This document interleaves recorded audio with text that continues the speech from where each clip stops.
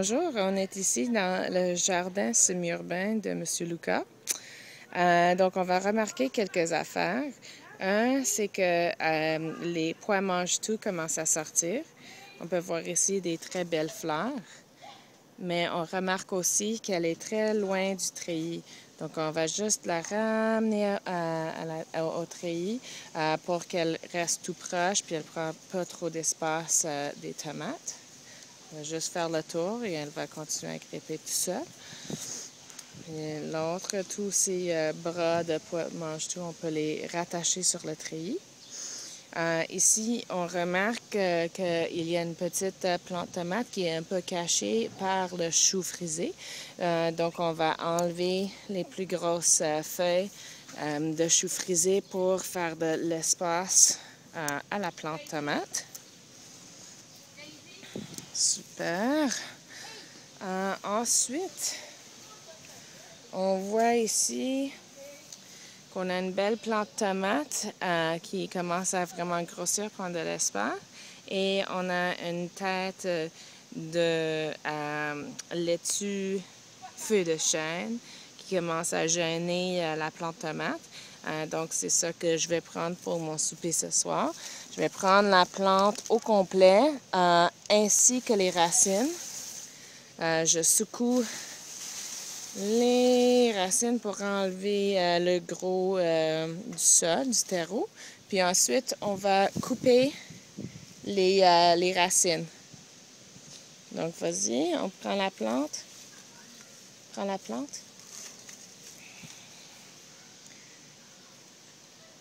Et on coupe les racines. Hop! Et voilà, ça va être notre souper ce soir. Merci. Ici, on remarque qu'on a encore beaucoup de problèmes avec des limaces qui dommagent les feuilles des petites plantes de betterave. Donc, on va couper les plantes, on va couper les feuilles atteintes. Monsieur Lucas? On va couper les feuilles qui sont endommagées sans couper les petites feuilles qui sont en santé. Vas-y. Lower. Plus bas, plus bas, plus bas, plus bas. OK. Hop. Et voilà. Donc, on enlève les feuilles endommagées. On laisse les feuilles saines. Ici, les carottes ont l'air très belles. On va juste regarder pour des limaces. Mes trous ici dans ma laitue romaine sont à cause des limaces. Ça peut aussi être des chenilles. J'en vois pas en ce moment, mais je veux enlever les grosses feuilles extérieures de toute façon pour donner de l'espace au sol et aussi pour en manger parce qu'ils sont très bonnes, très belles. C'est une très belle salade qu'on va garder. Ensuite, pour ce qui est du basilic, on va toujours couper. Attends. Vous voyez ici, le basilic devient assez grand.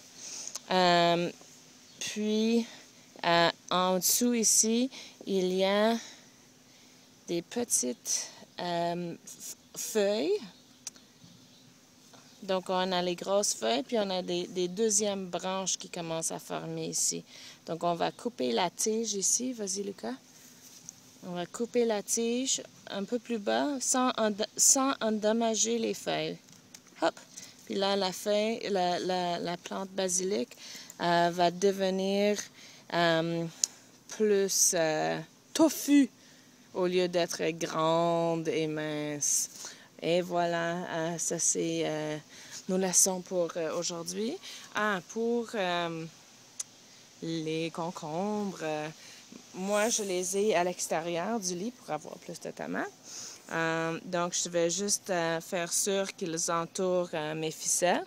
Mais même chose sur le treillis, on va juste s'assurer qu'ils grimpent à la bonne place et de s'assurer d'enlever les mauvaises herbes aussi.